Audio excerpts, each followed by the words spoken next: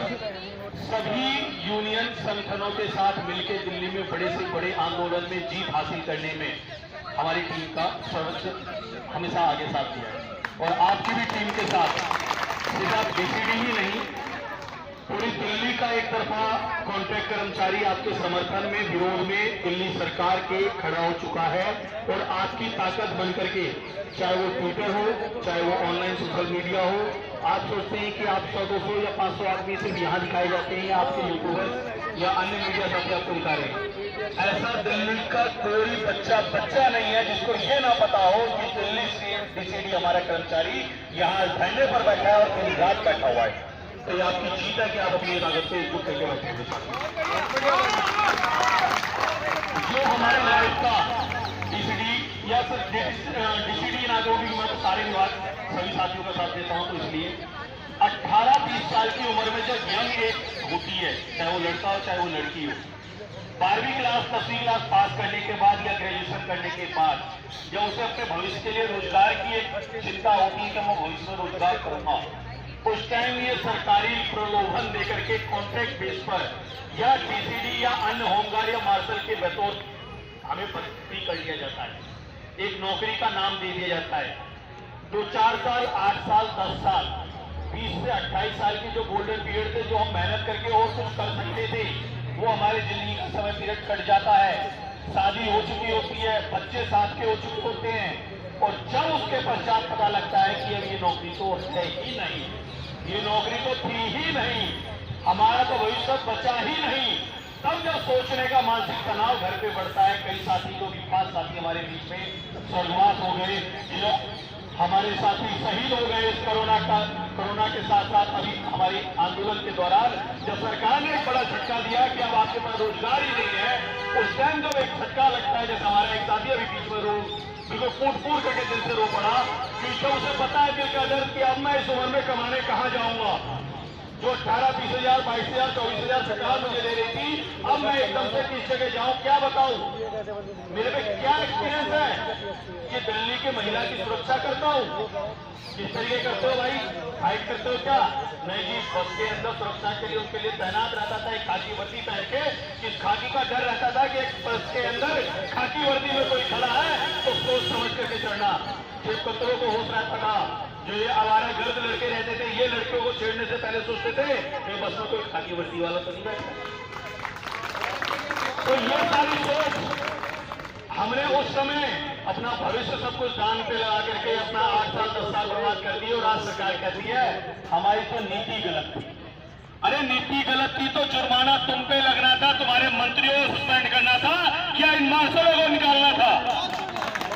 नीति को बनाने वाले उस अफसर को सस्पेंड किया जाता, कुनीति बनाने वाले उस मंत्री को सस्पेंड किया जाता, उसको बर्खास्त कर दिया जाता, उसकी पेंशन रोक दी जाती, उसे वहां से मंत्री विधायक पद से इस्तीफा देना होता कि उन्होंने एक गलती करी जिसका आज कई हजार मार्शल यहाँ भुगतान भुगत रहे हैं। गलती इन मार्शलों की थोड़ी थी, इन्होंने ड्यूटी के दौरान कोई लापरवाही थोड़ी करी है। आपकी नौकरी की भर्ती के दौरान लापरवाही हुई है तो आप अफसरों पे एक्शन लीजिए, और इन मार्शलों को जहां रोजगार है, एक तहत एक नियम एक कानून होता है, जो दया दृष्टि के तहत उनको रोजगार जो हमारा मिलना चाहिए था वो हमें मिलना चाहिए। सरकार एक तरफा अपनी जान बचाने के लिए, केजरीवाल जी अपने आप को जेल में जाने से बचाने के लिए छुप रहे हैं, कहीं मैं काम करूं कहीं इसमें भी जेल ना जाना पड़ जाए। अरे जेल तो आपको जाना पड़ेगा, आपने जितनी कुनीतियां कर रखी है। पूरी डीटीसी बर्बाद कर दी, दिल्ली गेस्ट टीचर बर्बाद कर दिए, स्कूल हमारे प्राइवेटाइजेशन हो गए। दिल्ली सरकार कहती है हमने स्कूल सरकार बना दिए, इतने अच्छे स्कूल बना दिए, लेकिन दिल्ली सरकार की अगर आप जानकारी निकाले आरटीआई के मुताबिक, तो जितनी सरकारी जमीन हमारी बराबर में 2 स्कूल एक एरिया में होते थे, तो एक स्कूल तो आपने डबल बिल्डिंग में खड़ा कर दिया, और दूसरा स्कूल जो वहां सरकारी था उसको बंद कर दिया, उसे आज किसी प्राइवेट ठेकेदार के हाथ में दे रखा है। आज उस जमीन को आपने प्राइवेट ठेकेदार के हाथ में दे करके वहां से भी आप कमाई कर रहे हो। तो वो स्कूल आपने बंद किया, बढ़ाया नहीं, वो तो बिल्डिंग बनी थी उस पर वो डबल कर दी, उन बच्चों को यहाँ शिफ्ट करके वो जमीन भी खा गए। भ्रष्टाचार वहां भी कम नहीं किया। दिल्ली के मोहल्ला क्लिनिक बना दिए, वहां के हमारे मोहल्ला क्लिनिक में जितनी नर्सें हैं उनके साथ भी हमने कई आंदोलन किए हैं, उन बेचारों को सैलरियां नहीं मिल रही है कई महीनों से। आप मार्शलों को नहीं मिल रही, डीटीसी के हमारे कंडक्टर ड्राइवर भी बहुत किसान है। एक तरफा ऐसा गेम कर दिया, डीटीसी का सारा ड्राइवर प्राइवेटाइजेशन हो रहा है, इस साल भर के अंदर पूरी डीटीसी खत्म है।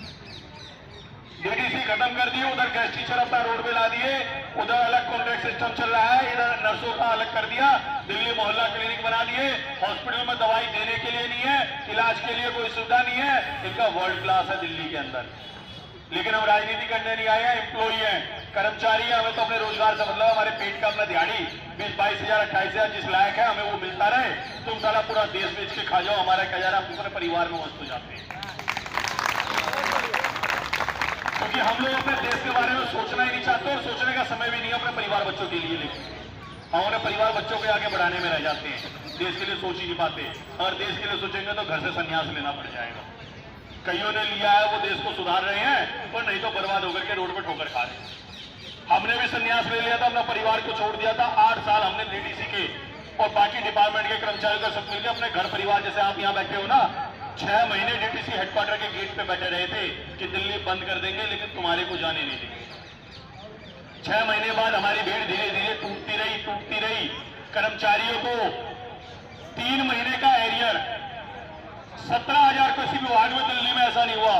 साला डीटीसी भी एक ऐसा रिकॉर्ड केजरीवाल के टाइम में हुआ, 17,000 की सैलरी से 12,000 सैलरी कर दी गई।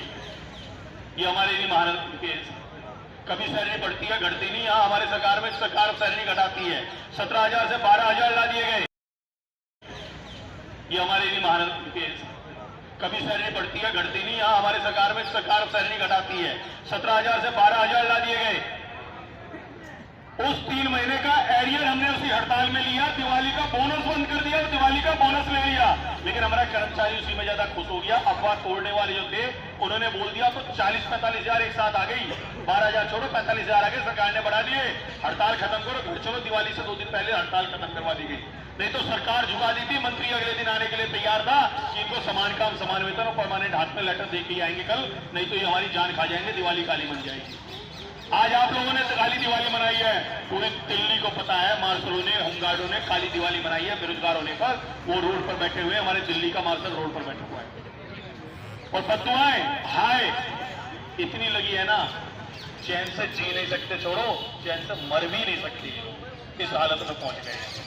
अब बस आप लोगों के जीत की कामयाबी का नजारा हम भी देखना चाहते हैं। जल्द से जल्द हमारे मार्शल भाई अपनी ड्यूटियों पर पहुंचेंगे। उम्मीद और इस आश्वासन के साथ पूरी दिल्ली की टीम, पूरी दिल्ली के कॉन्ट्रैक्ट कर्मचारी, चाहे वो डीसीडी हो, इस वीडियो के माध्यम से भी अपने गेस्ट टीचर भाइयों से, दिल्ली जल बोर्ड की यूनियनों से और अन्य यूनियन, चाहे वो इंटेक्स, C2, एक्टू, जितने भी ट्रेड यूनियन देख रही हूं, और मैं उनको आह्वान करता हूं डीटीसी कर्मचारी एकता यूनियन, ट्रेड यूनियन की तरफ से कि इन मार्शलों का समर्थन देने के लिए हर यूनियन एक बैनर तले आकर के इनके समर्थन में इनकी ताकत बने और इनके आंदोलन को इतना मजबूत करे कि पूरी दिल्ली, इन्हें पूरे भारत का एक कर्मचारी, एक कर्मचारी इनके साथ इस आंदोलन। बहुत जिंदाबाद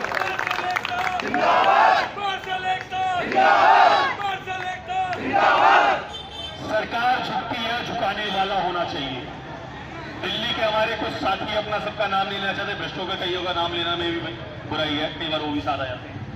अभी कल परसों की बात है, हरियाणा का एक हमारा चालक जिसको गोली लग गई और पूरी हरियाणा की ट्रेड यूनियन ने पूरा हरियाणा बंद कर दिया। एक भी बस रात को 12 बजे बंद करी, शाम को 4 बजे मीटिंग चली और 7 बजे जाके फैसला हुआ कि उसके बेटे को सरकारी नौकरी और 15 लाख रुपए मुआवजा। उसके बाद पूरे हरियाणा में एक भी बस निकली, नहीं तो प्राइवेट बसें रोड पे खड़ी करवा दी थी कि हमारे डिपो में खड़ी भी नहीं कर सकते। बंद पूरी दिल्ली और हरियाणा। तो ये होती है जीत और ताकत, वो सारे एक हो गए। मैं आज चैलेंज करता हूं, दिल्ली के अंदर डीसीडी मार्शल 1 लाख से ज्यादा अपना जो सर्टिफिकेट जमा करके बैठे हुए हैं, अगर एक साथ 1 लाख कर्मचारी आज यहाँ खड़े हो जाओ, कल सरकार यहाँ नतमस्तक करके नहीं गई कि आओ बाबूजी नौकरी कर लो। ये भी जवान है डीडीसी कर्मचारी की तरफ से। लेकिन हमारी एकजुटता आपकी है, आप लोगों की एकजुटता है। अपनी ताकत को एक दूसरे को फोन करके, स्विच करके, मैसेज करके उनको बुलाओ कि हमारी एकजुटता ही हमें सरकार नौकरी दिलाएगी। 10 आदमी को कोई वार्डन फोन करके कहता है ना, कल जैसा भी फोन आप लोग भी सुन रहा था कि आ जाओ भैया वहां अपना छठ पूजा में भीड़ में अपना 2-4 हाजिरी मिल जाएंगी, आ जाओ भैया वहां पर ड्यूटी लगा दी है, तुम 4 बंदे कोई बात नहीं, एसडीएम साहब के पास लगा दी है। ये टुकड़ों में बट करके तुम्हें 4 आदमी 2 आदमी को 2 दिन 4 दिन नौकरी देके फिर बेरोजगार कर दिया जाएगा। कोई पूछने वाला बाद में नहीं मिलेगा। अभी आप लोग एकजुट हो, एक मुट्ठी में हो, इतनी बड़ी ताकत बन जाओ, इतना बड़ा आप एक चिंगारी को इतनी बड़ी मसाल बना दो कि सरकार को उसमें झुलसना पड़ जाए और सरकार को कहना पड़ जाए कि बस तुम्हारी ताकत के आगे मैं झुक गया और ये नौकरी लो और अपनी ताकत के साथ अपने आगे की जीत को हासिल करो। तो साथियों, मेरी तरफ से तो बस इतना ही कि मैं अपने पूरे दिल्ली के परिवहन निगम के सभी साथियों से एवं अन्य साथियों से भी, जो भी साथी जहां भी हमारे हों, इस यूनियन और धरने का समर्थन करें और उनका आंदोलन को मजबूती में ताकत दें और आपकी पूरी टीम के साथ राय विचार विमर्श करके जो भी मेरी जो भी सपोर्ट होगी, चाहे वो राजनीतिक पॉलिटिकल हो, चाहे वो दिल्ली पुलिस से हो या अन्य जो भी सुविधा मैं आप लोगों के साथ मिलकर आपके साथ खड़े होकर कर सकता हूँ, उसकी पूरी ताकत लगाऊंगा। धन्यवाद साथियों।